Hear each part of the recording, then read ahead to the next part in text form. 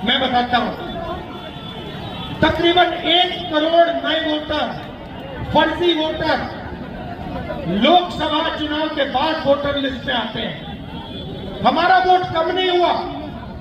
महाराष्ट्र में मुंबई के लोग बैठे खड़े हैं यहां पे, हमारा वोट कम नहीं हुआ, शिवसेना का कम नहीं हुआ, एनसीपी का कम नहीं हुआ।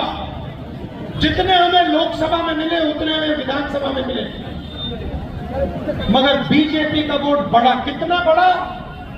जितने नए वोटर आए थे उतना बीजेपी का वोट बढ़ा, और जहां भी नए वोटर थे वहां बीजेपी चुनाव जीती विधानसभा में। 4 महीने पहले हारी थी, मगर जहां नए वोटर आए वहां बीजेपी जीतती है। तो फिर हमने कहा, इलेक्शन कमीशन से कहा, भाई ये नए वोटर कौन है, इनकी लिस्ट हमें दीजिए। इलेक्शन कमीशन कहता हम नहीं देंगे। फिर हमने कहा ठीक है, वीडियोग्राफी होती है, पोलिंग बूथ में वीडियो कैमरा लगता है, वो वीडियोग्राफी दे दीजिए। कहते नहीं हम नहीं देंगे। हमने उनसे कहा कि कानून है, कानून में लिखा है अगर वीडियोग्राफी मांगी जाए तो कैंडिडेट को वीडियोग्राफी देनी चाहिए। उन्होंने कानून बदल दिया और नया कानून लाए जिसमें 45 दिन में वीडियोग्राफी को रद्द कर दिया जाए। सामने बिना डरे इलेक्शन कमीशन जो भी करना चाहता है करता है। आप जानते हो क्यों?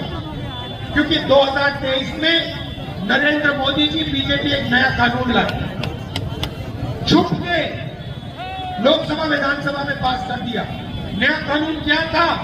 नया कानून ये था कि इलेक्शन कमिश्नर पर कोई कार्रवाई नहीं की जा सकती। किसान पर केस लग जाता है, मजदूर पर केस लग जाता है, मगर हिंदुस्तान के इलेक्शन कमिश्नर पर केस लग नहीं सकता, मना है। क्यों? क्योंकि बीजेपी कानून लाई। क्यों कानून लाई? क्योंकि वोट चोरी हो रहा है। तो फिर हमने बेंगलोर में,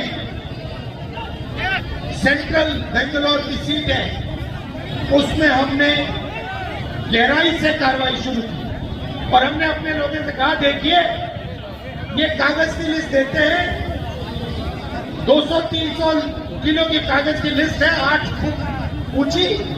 हमने अपने लोगों से कहा इसको खोलो, हर फोटो को देखो, हर नाम